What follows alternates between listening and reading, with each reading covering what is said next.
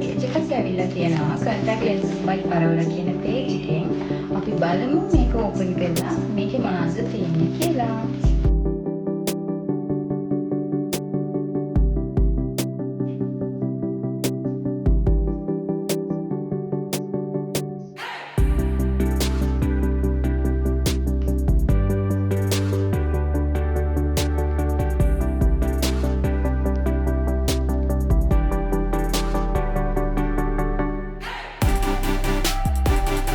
යටින් page එක mention කරනවා ඔයාලට ඉතින් බලලා කැමති colour එකක් select කරගෙන ගන්න පුළුවන්.